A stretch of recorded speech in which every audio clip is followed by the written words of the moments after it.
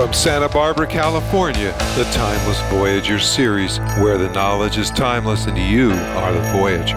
Interviews with leading-edge authors and speakers, psychic phenomena and the unexplained, UFOs, extraterrestrial encounters, government cover-ups, alternative healthcare, new technologies. Fasten your cosmic seatbelts and join me, your host, Bruce Stephen Holmes, the Timeless Voyager.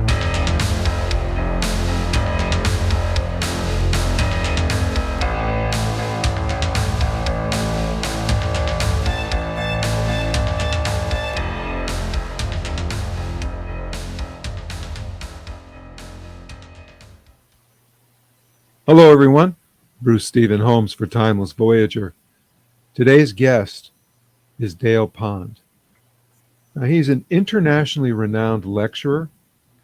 Dale has presented workshops and seminars at the Swiss Association for Free Energy Conference, the International Keeley Conferences, Sound and Vibration Conference, International Symposium on New Science, International Forum on New Energy, United States Psychotronics Association Conference, Science and Consciousness conferences, Tesla Tech conferences, and many others. Now, he says all this effort and a whole lot more not mentioned has been to uncover a broader truth of and for mankind and nature, and then bring this greater awareness to those similarly interested. To some extent, Dale says, this has been accomplished and is continuing with and through the Musical Dynasty Project. And if you remember, we did a couple shows on that Dynasphere. The Dynasphere Force, Volume 1, several new books in various stages of completion. The SVP Cosmology Project, and the SVP Vril website. I'm going to ask you about Vril there after we get done. There really is a bridge or merging of what some call science, but not technology, and others call spirituality, but not religion. In essence, they each in their own way are a search for greater understanding. Hey, Dale is a 3-time guest here on Timeless Voyager. We've discussed the work of John Keeley on 2 previous programs. Today, Dale and I will explore the work of Viktor Schauberger, who I'm sure many of you have never heard of. So, with that being said, welcome to the show. Right back, Bruce. No problem. All right, so you told me when we talked a little while back that you had come across and are looking into learning about the work of Viktor Schauberger. I had never heard of him. I'm sure most people that are watching right now have never heard of him. So why don't you take the floor for a moment? All right. Schauberger was a German scientist and engineer, mostly engineer, in the early part of the 1900s up through, 1950s, 1960 maybe. And he is credited with having done some extraordinary things, absolutely amazing things. And the people who have been working with his work, trying to expand on it, trying to understand it, have been working mostly with vortex forms and the forces that make the vortex do what it does. And they have had limited success. But there's been a lot, and there still is a lot of people working on his work. And in my case, I had heard about Schauberger decades ago. But apparently I didn't hear enough, or I wasn't ready for it in those days, because to me it was just a guy who watched trout in a stream and made vortexes and so on and so forth. And it really wasn't my focus my focus was John Keely. So I never looked at Schauberger. I did once. I read Colin Coates' book, whose title escapes me. And okay, fine. Well, last spring, an engineer friend of mine came by to visit, and he wanted copies of everything I had on Schauberger because he was going to start a project with one of Schauberger's products. And so I printed out all the stuff for him, and I noticed there was a book in there, so I printed the whole book for myself, so I'd know what the heck's going on. I'd read this book. I read this book, and I could not believe what I was reading. I mean, it just floored me.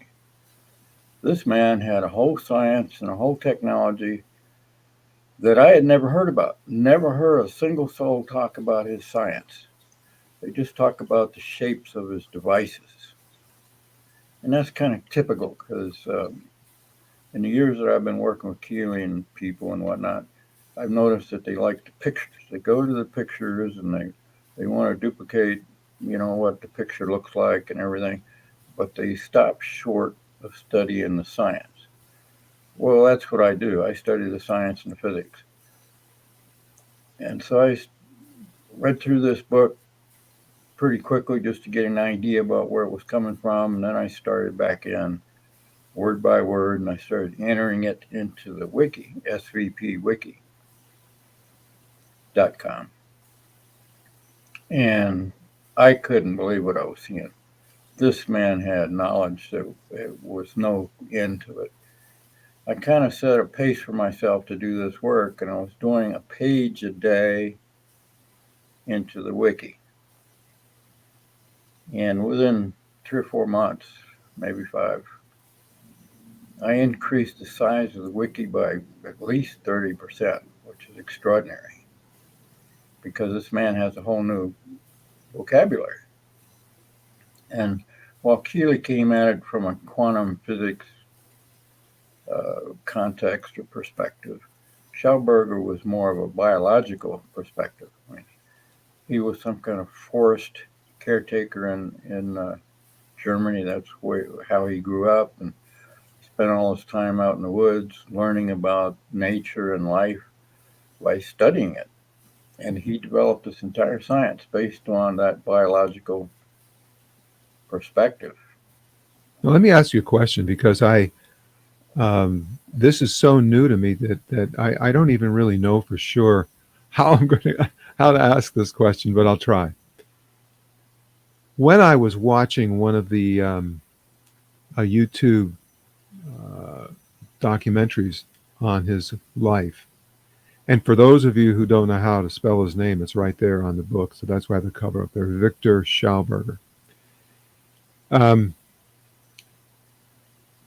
What I was trying to understand was what exactly was he doing with what he calls the energy evolution, or I'll call it a revolution, because that's basically what it is. What is your understanding? Well, that's true. I think we got to go back to some basics here to answer that. Conventional science has ignored and continues to mostly ignore half of what's going on out there in nature.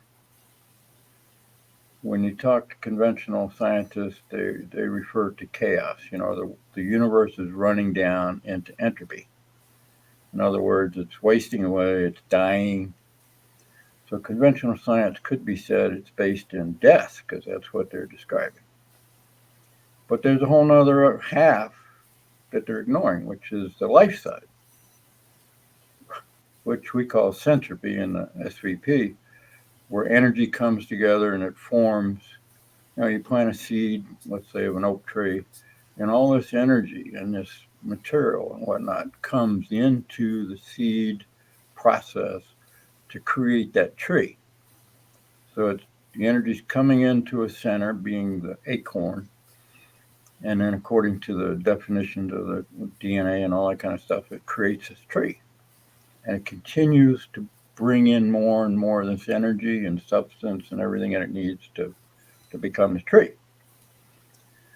When the tree matures and it's no longer growing and it dies, and it eventually decays back into the earth. So that's the death side. The life side is what builds the tree, makes the tree what it is. And so Schauberger knew that. Keely knew that. Russell wrote endlessly about that. And when you go through his book, uh, Schauberger's book, or Russell's books, or the Keely material on svpwiki.com, we have dug into this thing of entropy and what is it and how it works and that whole 9 yards. And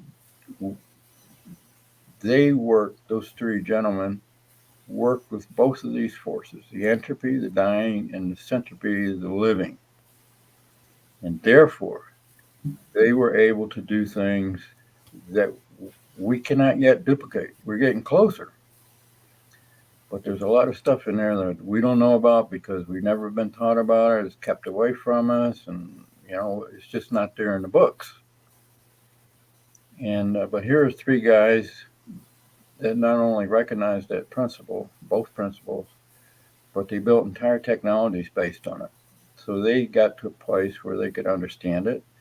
They got to a place where they could engineer it, and they built machines that worked off of that. Both those principles working together, bring in energy and put out energy. Let me ask you really quickly before I bring this up. Is it svpwiki.com? That's correct. All right, so I'm going to put it up so people can see it. There we go. That's exactly it. I've been working on that wiki for years. In fact, I noticed one document in it this morning when I was doing some editing, and it was a neat article. I don't remember seeing this, and I looked it up when I input that article. It was in 2011. So I've been working on this thing for a very long time. We have all the Keely material that we could find is in it. We've put a lot of the Russell material into it. And last summer and fall, I put a whole bunch of Schauberger material. And also material from standard physics and a lot of other people. I mean, there's like 14,000 entries into that wiki. And it's a very valuable way to conserve information because you can hyperlink all this stuff together. Because they're all talking about the same thing, but they're all coming at it from three different perspectives. Keely was pretty much quantum physics. Russell was his philosophical thing about it, and he included all these principles.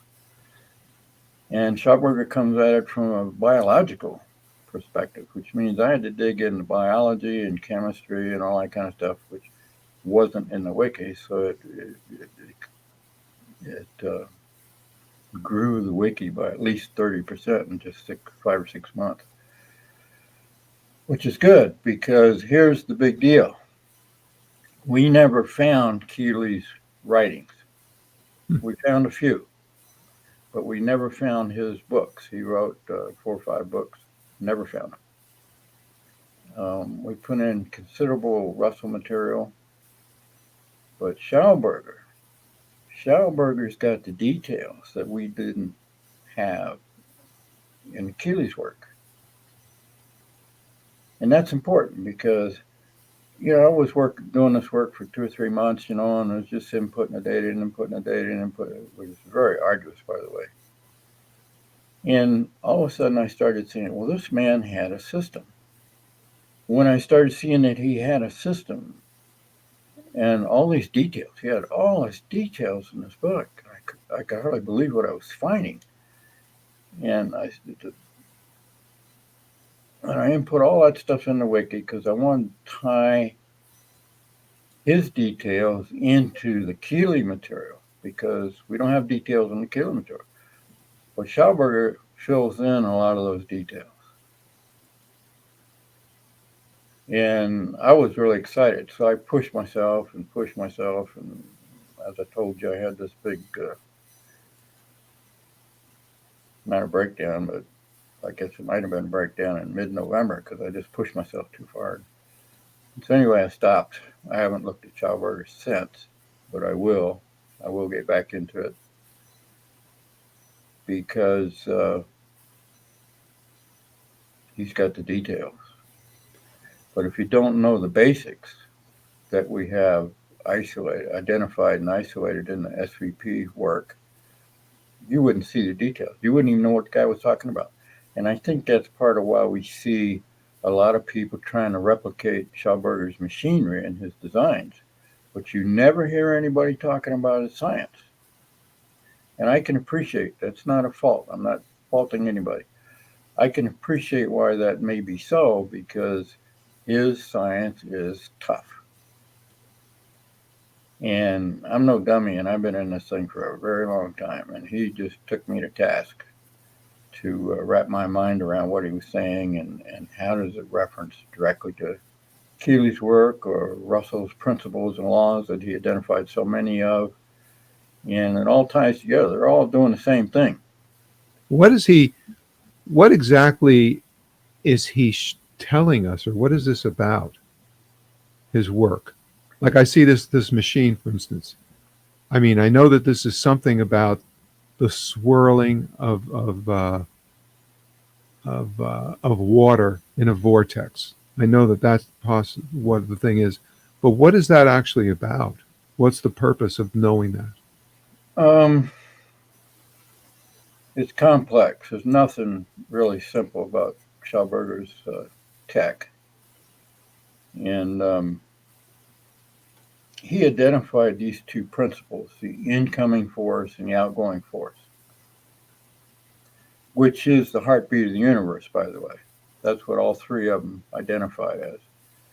And it's the harnessing of that incoming force and outgoing force in various mechanical ways. These guys were preceded computers and all that kind of stuff, so they were working with hard machinery, hard metals, analog, it's analog physics, to generate more force, usable force. And Schauberger would run water through his machines, water and air usually mixed, and sometimes different gases, in such a way that they would form these vortices. In his process of replicating the three main forces that he's understood to be dominant in his physics. So he was trying to duplicate those motions within his machines using water and air as working fluids. And in that process, when you spin something like that, you're going to polarize the media.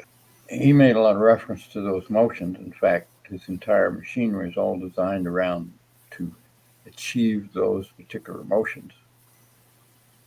And which, if you look at those motions and you look at Russell's drawings or what Keely was saying about some of his processes, it's all the same. They're all using the same thing.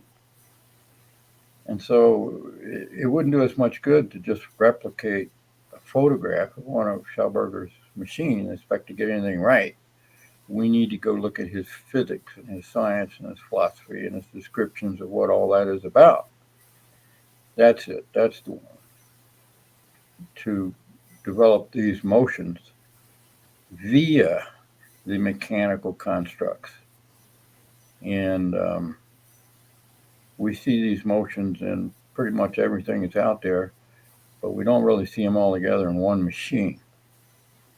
So, I mean, when I look at this, I for example, orbital motion, that I understand just because that's how the planetary systems are operating. Rotational motion, I don't really understand, but I know that the Earth rotates. And then the circulation motion is, I think, what happens in air, water. The whole environment is operating this way. Is that correct? Yeah, kind of. The orbital motion is there's our sun and the planets vortexing along with the sun as it travels around the galaxy.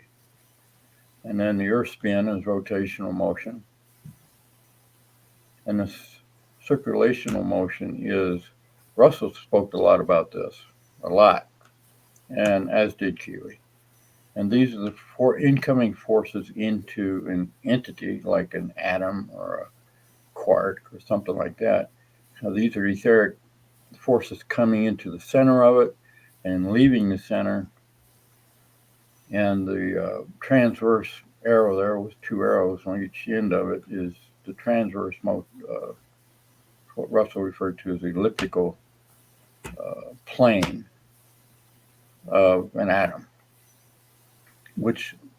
So we got the molecular, atomic, and etheric motions all together. So what people normally see is they see the direction, which is the straight line arrow. I think what he's saying is nothing really goes in a straight line. It's actually using that orbital motion to go forward. Is that correct?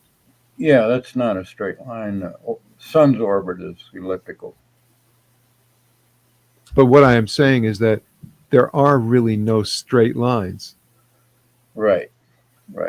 That's an intellectual concept that's not true, and yet whenever you open up a major textbook, you'll see that over and over again, straight lines. Well, they got to start someplace, and that's 1D, and then they make it 2D, so you got a flat plane, and there's no real flat planes, and they got to start somewhere and work with what they got to work with. This is part of the greater science that these guys are working. It's all curves. It's all vortex motion. Every single one of them said the same thing. All motion is vortex, which means all motion is in a curve. So Schauberger ties a lot of this together because he's got so much detail in this book. And I'm only in the 1 of 4, by the way. That book is volume 4 of a 4-volume set. And Schauberger didn't write those 4 volumes. He wrote a lot of articles for magazines and newspapers, whatever, and Colum Coates, bless his heart, compiled them all into these 4 volumes. And he did a masterful job in translation. I've worked in translation before myself. And this guy did a really good job. Super job. And so we got these 3 forces, or 3 different curvilinear motions. And Schauberger designed his machines to incorporate all 3 motions active at one time. And that's pretty much, well, it's part of the story. You get digging into details, and there's a lot of details. Oh my God! So let's look at the pragmatic side.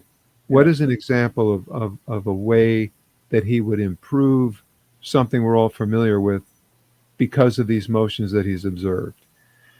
The one he was really famous for is being a forester. He was dealing with forests and timbering and all that kind of stuff. And the timber industry back in the 1930s didn't have the equipment knowledge we have today. The standard process was to build a flume out of wood and flood the flume with water and throw your log in the flume, and the flume would carry the log down to the sawmill from the top of a mountain. And Schauberger said, well, there's a better way to do this. So he created a curving flume instead of a straight flume. You get the right curve on it, and the water would slosh against one side, then slosh on the other side, and it would carry a lot more timber a lot faster with a lot less damage on the flume. So that was a big thing that he did that benefited industry. And the guys over in Europe right now are really exploring this flume idea because there's still there's better ways of doing things than we're doing. The Army Corps of Engineers in this country, when they go to fix a riverbed, they just dig a big straight ditch one into the other. Yeah, I was just going to say, We went through all of these floods out here in California, Yeah. and Well, all of them. Okay, I won't say all because I don't. That's probably yeah, one that wasn't. But yeah, most of them were caused by the way that we are transporting water. right. And so I noticed in the film that I watched, the documentary on him, he had come up with this process, which was apparently, he said, here is how water actually works. Now, when I looked at it, I thought to myself, well, this is the old one about, water finds the least resistance and so on and so forth. I didn't even think of it as important. Well, all of a sudden, I looked at it closely, and he has looks like a big snake. And whenever you see a river, it's always this particular uh, pattern. That's when I began to understand that he was about these patterns. And if you replicate the pattern, then, and you use the word flume. Now, I don't know if anybody knows what it is, but it's a way, it's like if I describe it, it looks like something you'd see in a water park where people would ride on this slide kind of thing and go someplace. Yeah, Well, he didn't just make these water slides. He made them according to, and you correct me if I'm wrong, he made them according to these observations he made about how water works. And when you do that, there's no more destruction of the waterway by the water.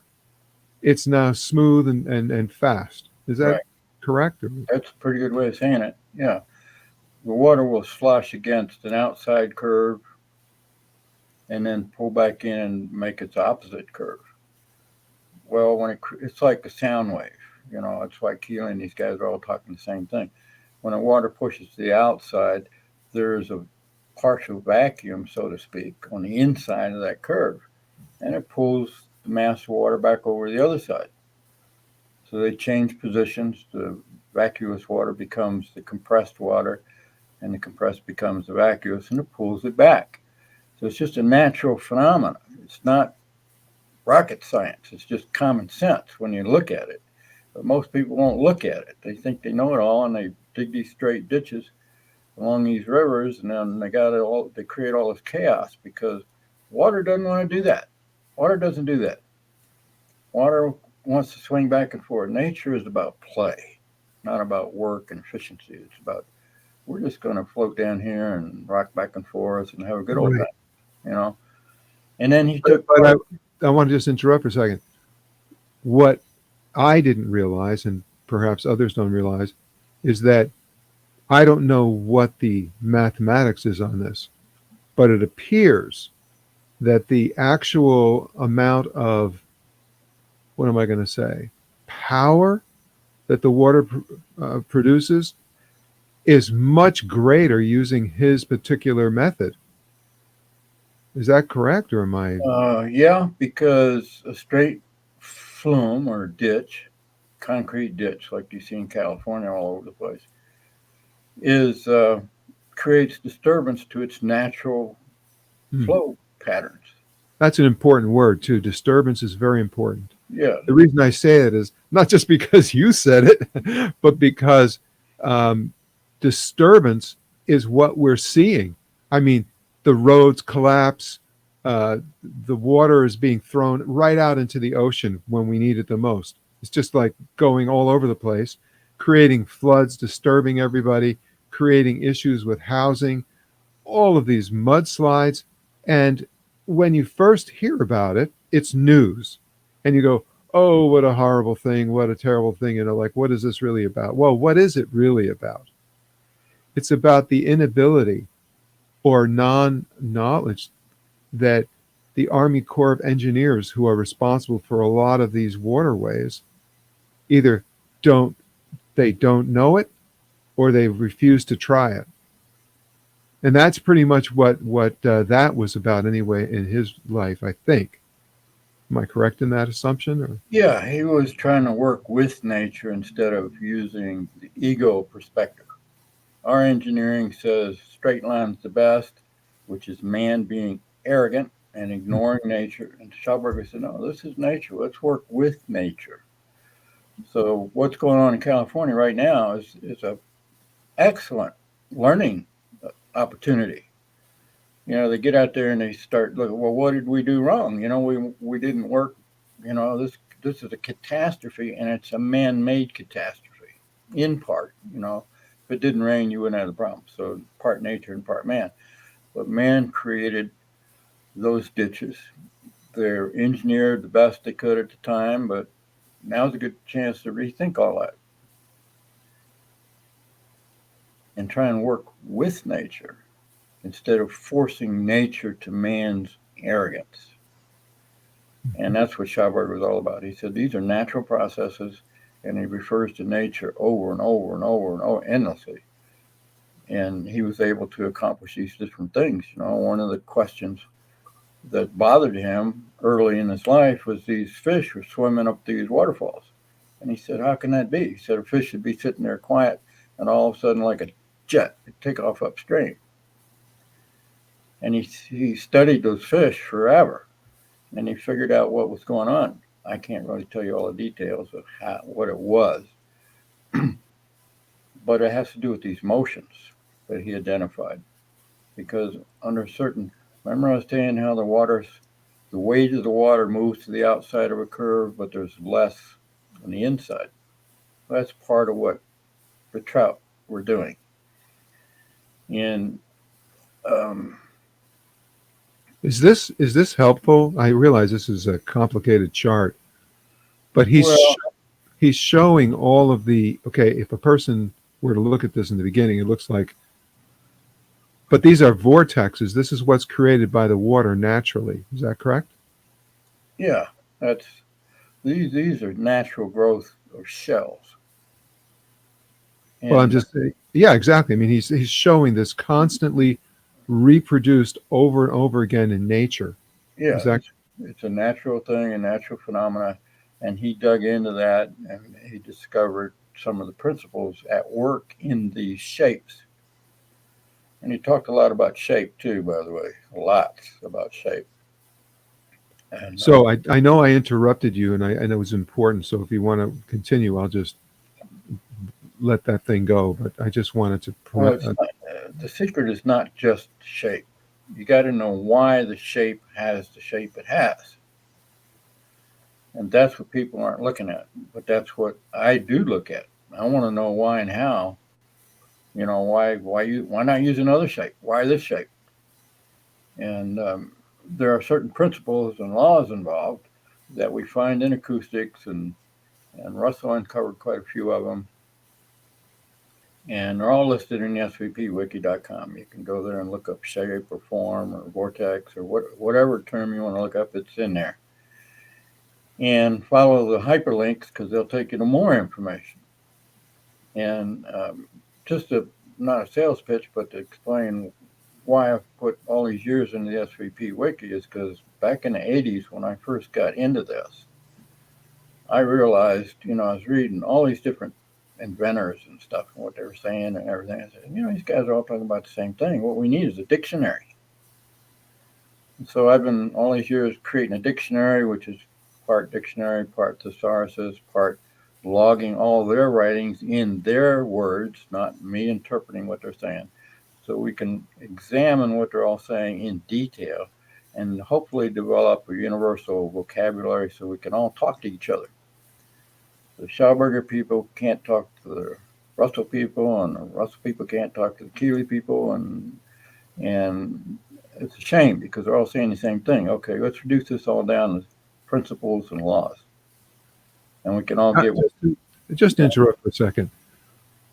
What I'm beginning to understand here, and I hate to attack the engineering community, but bottom line is, we as a technology-based society are highly dependent on engineers. And so if they're going to continue to make things in straight lines, I mean, all you have to do is look at the ordinary city and skyscraper and bridges. I think probably of all of the stuff, bridges are probably the ones that have changed the most according to air currents. which at least you can see somebody's trying to do something. Yeah. But they could do more. I think that's what I'm saying. And this seems like something that needs to be understood and taught perhaps in the universities that are teaching engineers. Do you have a comment on that? We could spend the rest of the day talking about Okay. that. You say our society is based on engineering. That's true because we built the bridges and the roads and the houses. We built everything through engineering. But society is based on money, capital, and money. And those people who had lots of capital invested since the late 1800s, they didn't have perfect engineering knowledge, but they had engineering knowledge, and they went ahead and built everything they built using their engineering model. And when Keeley came along, Russell came along, Schauberger came along, says, we can't let engineering learn this stuff, so we're going to suppress Keeley, Russell, and Schauberger. Otherwise, we're going to have to redo everything we did before, and we wipe out all that capital, all that investment, all that income from all that investment. So they suppressed all these people. That makes sense. Yeah. They kept. No, I mean, I understand completely, and I think what I'm trying to point out though is this information that we're talking about, or at least my understanding of the information, is very important in the sense that I think these three gentlemen that you're speaking about have been corrupted, is about the best thing I can think of, where their information has been corrupted because it opposes the engineering that everyone uses right now. Right. Now, you talked about money.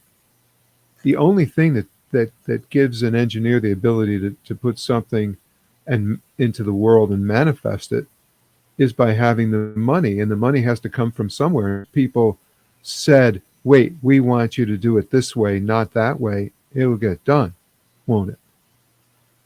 Yeah, but so you're essentially, hopefully, through this show, you're essentially taking the approach that you're going to educate people about these gentlemen that you've spoken about, Keeley and Schauberger. And I'm not really educating people because I'm not really educated myself. You only got to go to one place. I spent my lifetime pulling all this stuff, finding it and pulling it all together and interpreting it and figuring out what they're talking about. And I did all that and put it in one place. So Joe Sixpack, who's in engineering school, can go look at these alternative ideas.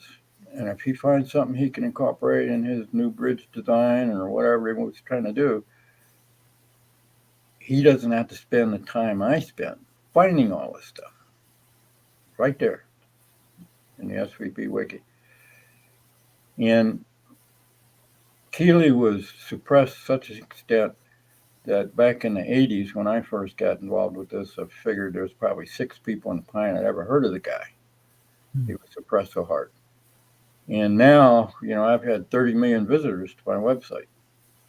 So that the awareness of his work is spread around the world. I've sold countless books, almost every country in the world. I think I haven't sold one to Mongolia yet, but I've sold just about every other country. And the same. That's because they probably already know it intuitively, but that's just Yeah, some of those undeveloped societies have developed some very interesting things because they didn't go through the regimentation and homogenization of Western schooling or indoctrination, whatever how you want to call it, mostly indoctrination. And I believe that there's a huge movement out there that people want to work with nature, but they don't know how. And because they realize there's something wrong with our society, the way we do things. Everything's square and flat and straight, but nature is curvilinear. It's all right. There's nothing in nature that is square, flat. Well, there is. There's crystals, but they're not really. I mean, they have angles, but I'm just. Yeah, well, diamonds But are pretty straight, sure. and iron pyrite is pretty straight, Okay. but not for construction. And we look at it and we say, well, why do we do it this way? And I can tell you why we do it this way. You know, your standard house built with sheetrock and 2x4s and bricks, because the machinery we have cranks out those shapes cheaper in that form. If you start to create vortex type shapes and patterns and round patterns and everything, we don't have machinery that can actually do that very efficiently, and they certainly can't do it economically. So they crank out 4x8 sheet of plywood, you know, and that's the cheapest way to do it. And so that's why they're building houses that way, because it's a cheap way to do that. Well, the reason cheap is such a big deal is because, you know, you look at these old buildings and you say, well, how many man hours did it take to build these ornate cathedrals and stuff like that? Because they were done by hand. They weren't done by factories and machines. They were done by hand. And the reason that is economics. When the Federal Reserve took over the printing of the money, you know, a dollar was, a man worked a whole day for a dollar. Some worked a week for a dollar because a dollar was worth something. As the money became inflated, it became worth less and less and less. So you needed more dollar units to keep up with whatever you're trying to do. So there's this pressure on everybody to create cheaper and cheaper and cheaper when they produce something. And so, yeah, you know, it's an artificial construct. You look at the old Roman roads, you know, and my dad was pretty smart in these things. And I asked him one day when I was like a teenager, I said, how come those roads are still 2,000 years here and they're still working, and our roads are breaking all apart? And he said they had a different economic system. So they could invest man hours into this stuff, which didn't cost anything in those days. But today, because money is worth less, we can't do that. We have to crank it out as fast as we possibly can, and we have to have this constant pressure to develop more and more efficient systems that make it cheaper and cheaper and cheaper, because the money is getting cheaper and cheaper. And that's pretty much the way it is. When they Let me get, show you. I know, I just feel like go ahead, yeah. I want to keep on. Yeah, I want to keep on this thing. Tell me what this is. Oh man, this is a secret of the universe here. You know, we can say how complicated Keeley and Russell and Schauberger are when you read their writings, but underlying all that complexity is incredible simplicity. And the fundamental motion of the universe is this, what he calls the mill of God. Russell called it the rhythmic balanced interchange. And it's a secret. It's the really big secret of the universe. And if we go back to Tom Bearden and his work, which is where I really got a strong focus, he called, well, Tesla. Tesla said there's infinite energy all around us that we can tap. Well, what he's referring to was what Bearden called the scalar, or the scalar potential. That's what the mill of God is, the scalar potential. And Keeley called it latent force or latent energy or equilibrium. Schauberger used the term fulcrum or equilibrium or the one, which is another synonym for God. And out of that, which is the infinite energy Tesla talked about, comes these two polar forces, which in this diagram is called female and male, or negative and positive, which terms I don't like to use because they're conflicting and confusing. I like the terms entropy and centropy because we know exactly what those terms mean. So if you disturb the equilibrium or you disturb the scalar potential, you get a polar kinetic force. And it's those polar forces that we can tap into, which is why uh, Schauberger used the vortex because the vortex automatically splits the equilibrium of a water flow into two poles, seemingly opposite poles. The water going down the flume sloshes one way, then sloshes the other way. So there's your positive and negative working together to create this natural flow with more energy than a straight line, because a straight line has all this disturbance in it.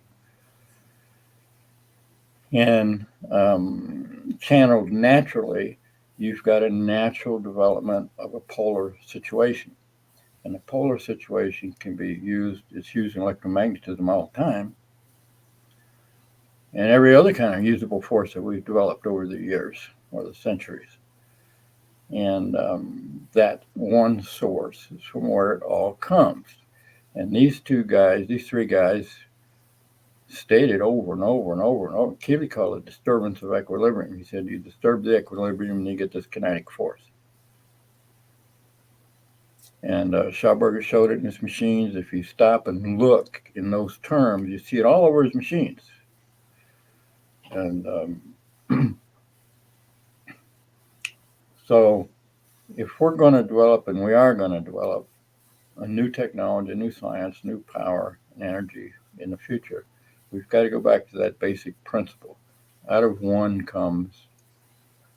hole comes two poles, and those two poles can be put to work. And so these particular pictures show something that I don't understand, but I get the idea of, because he was, I guess, unless I don't understand this, which is certainly possible, his whole thing was about the vortex that's created by water when it's spinning, in a sense. Is that correct? Yeah, partly correct. Those are the forms that he had to use to get the polarization, the two polar states. These would create and augment, through a process called developmental evolution, a bigger and bigger polarization, which means more energy, more and more energy. You can't take a single little polarization like a tiny battery and drive a car with it. You got to have a big polarization, a big bias, so to speak, in electrical terminology. You got to have a big power differential between the positive and negative poles. And these spiraling coils allowed him to do that. Remember, he was mostly pre-electrical and pre-digital for sure, certain. So he had to use mechanical, just like Keeley used mechanical, and Russell designed and built a machine that was mechanical, electromechanical, which he developed tremendous heat from it for boiling water and whatnot, and also electromagnetic force. But it's all about the polarization. So his designs, these horn-looking things and these vortexes, are all designed to create that polarization. And the rest of the machine is designed to augment that polarization. So he had enough real power and force to work with. Same thing in all his designs.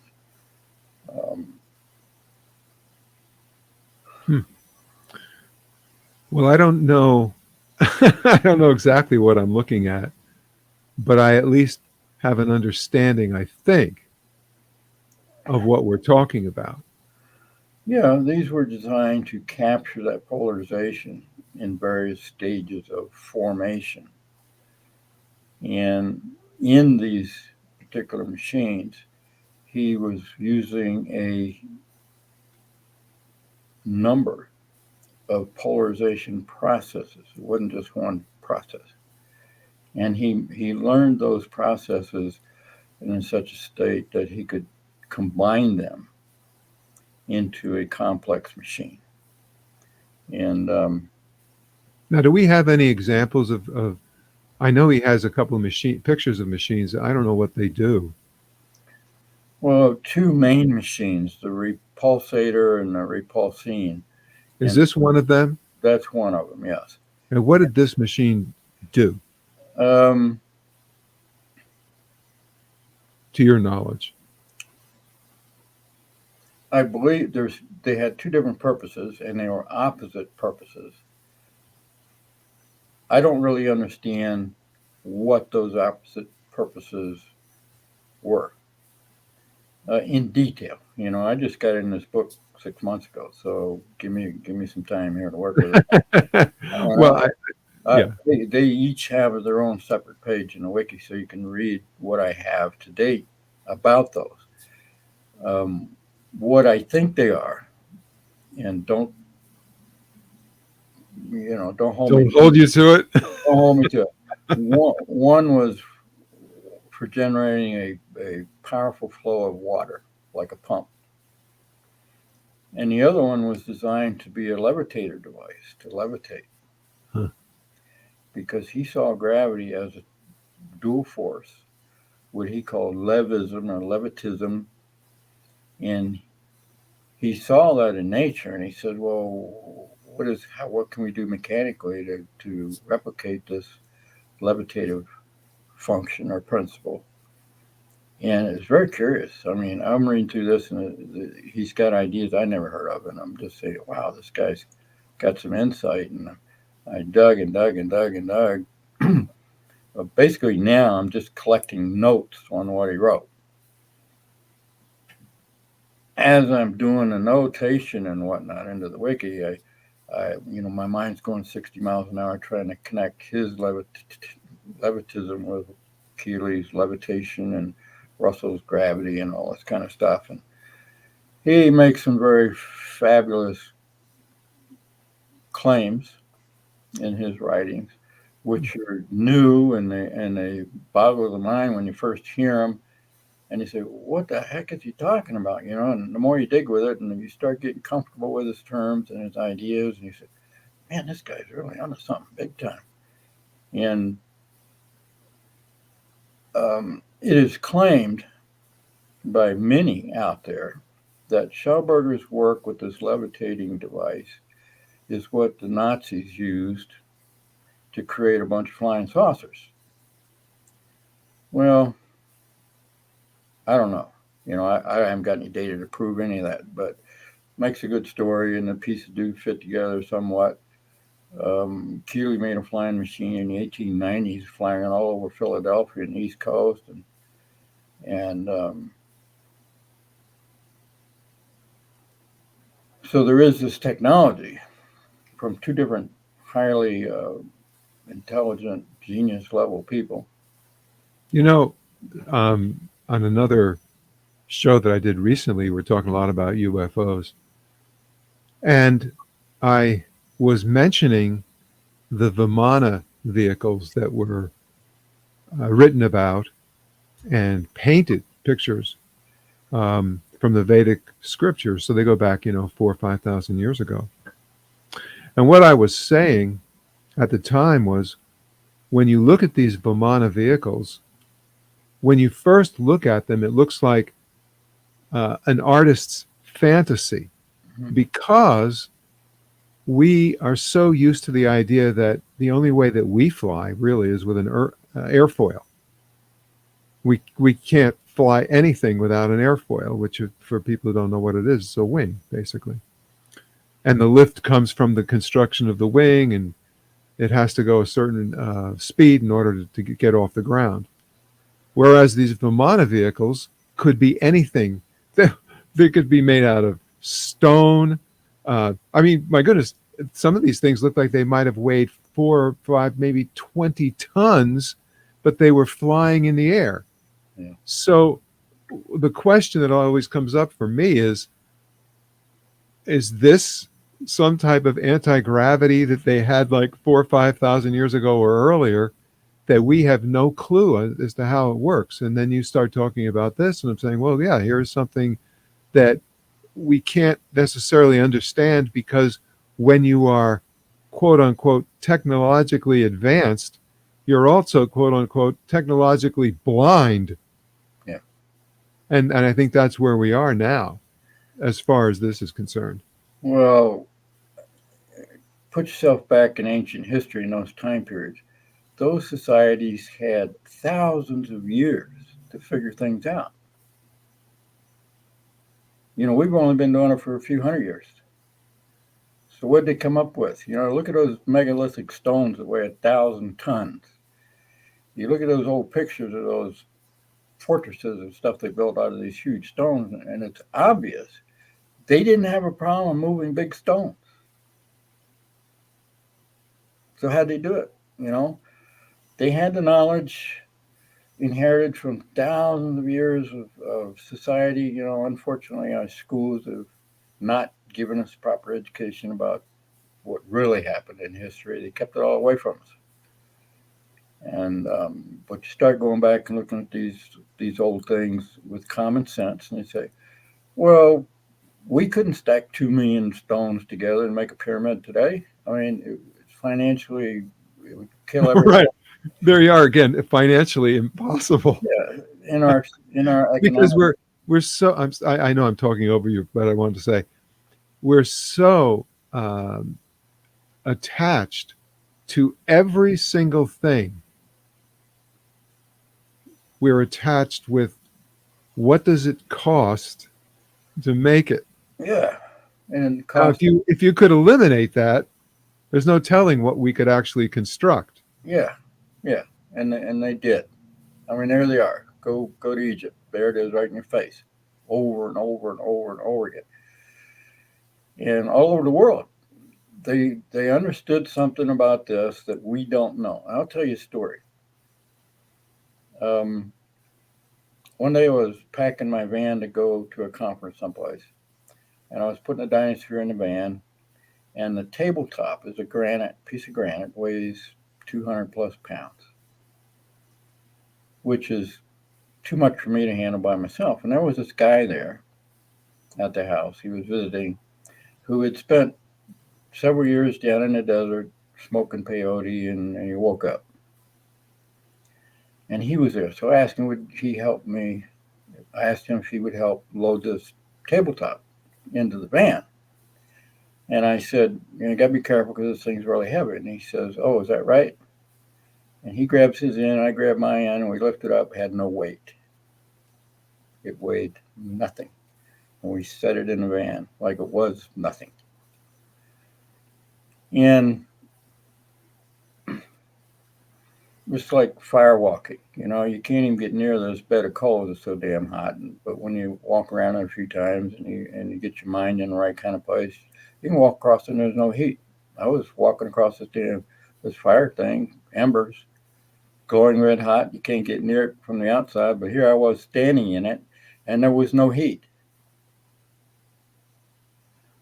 So brings us back to Keely's technology and Russell's, where they're talking about mind force and how mind force is what the ancients used. And I mean, if that guy and I could lift a stone and didn't weigh anything, could we lift a stone twice as big or 10 times as big? And we didn't try it. It was such a shock to me that I didn't think of that. We should have gone out and tried to pick the car up. Right. Just to see if that was real.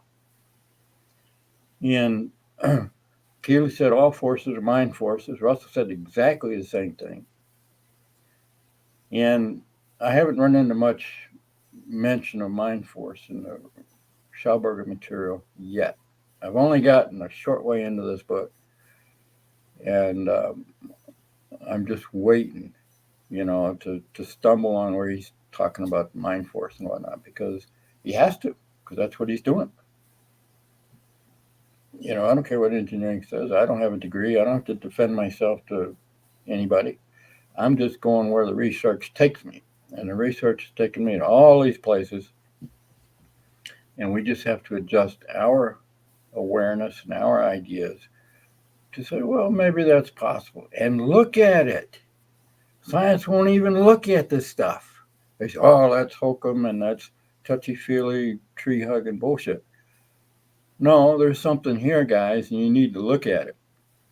And, people have been taught to be afraid to step outside the circle, the box. You got to get out of the box, guys. All these guys worked out of the box completely. Look what they did. We can't duplicate it. Why? Because engineering is You can't hire an engineer who hasn't gone through the box. I mean, what's insurance going to say about that? So some courageous people got to step up and say, okay, let's look at this. Like my engineer friend who came to me last year looking for Schauberger material. Here's a licensed, educated engineer who's not afraid to step outside the box, at least for this project he's working on. We need more of that. You don't have to be public and, peer review and all that crap. Just look, ask the hard questions. How'd they move all these stones and build a pyramid? How'd they move that one stone and Baalbek or wherever it is, 1,000-ton stone? They didn't carve it to sit in the quarry. They carved it so they could move it where they wanted it. Right? So to them, moving big stones was nothing. Right. And of course, nobody had to pay them, or I don't even know how they were living. Yeah, I don't know either. They didn't have the same kind of an economy that we have right now. They had a different kind of economy. And they could look, I'm going to say, we probably need to wrap this thing up. But you know what I was going to say was, number one, I really appreciate you coming on the show today to talk about this particular subject. I know that it's relatively new to you. It's extraordinarily new to me, and probably to all the people that have seen the show. And hopefully now and I know you don't like the term educate, but made people aware of, and I will say parentheses, educated, people in something that is new. This is actually new. It's old because it's nature, based on the way nature works. But I assume, and from what I'm looking at when I see the way that our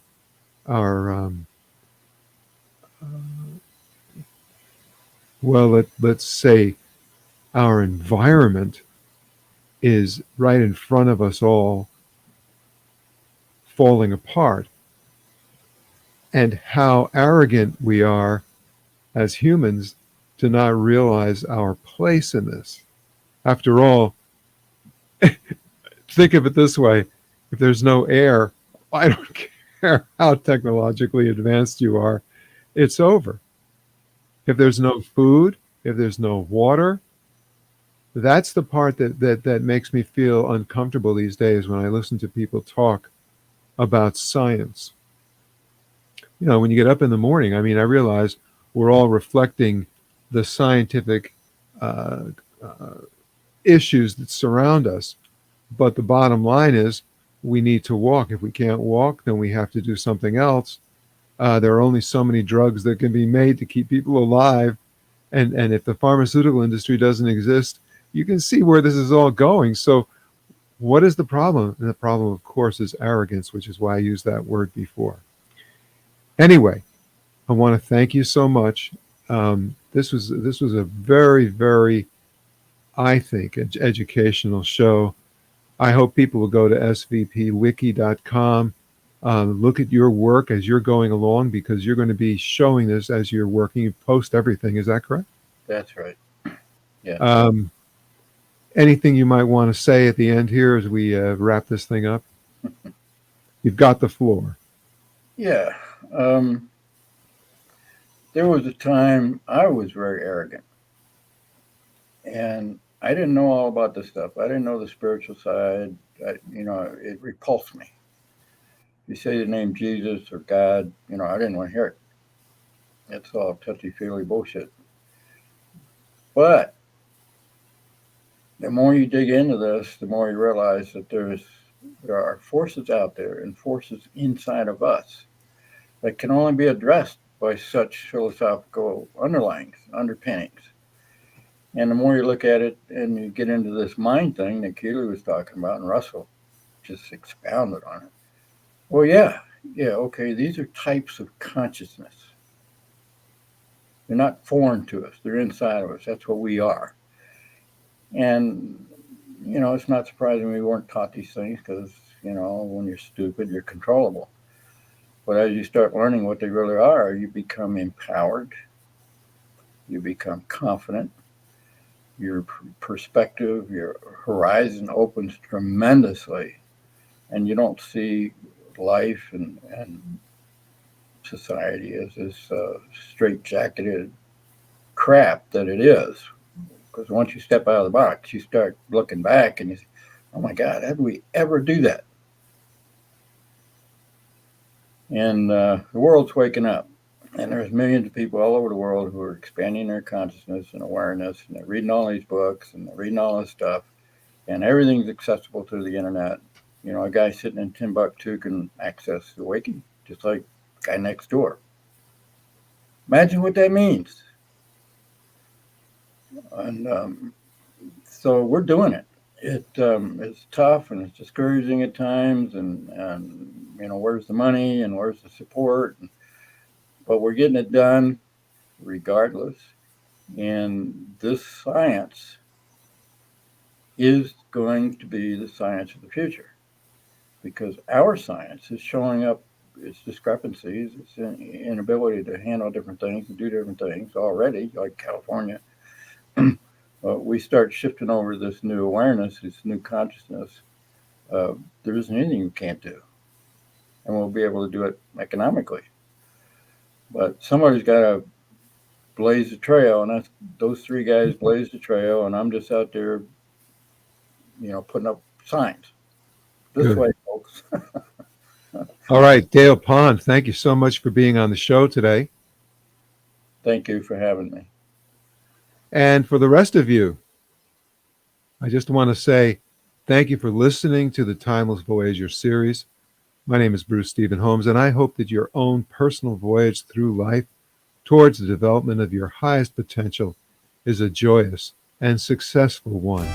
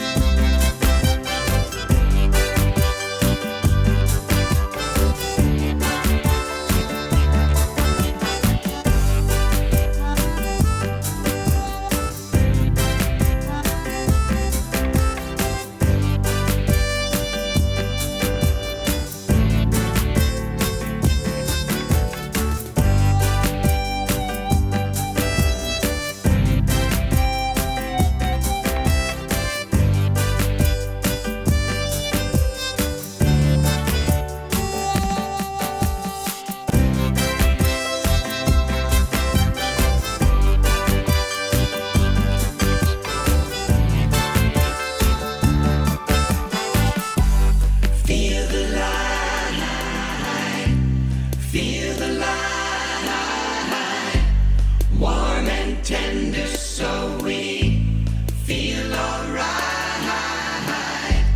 Father, mother, sister.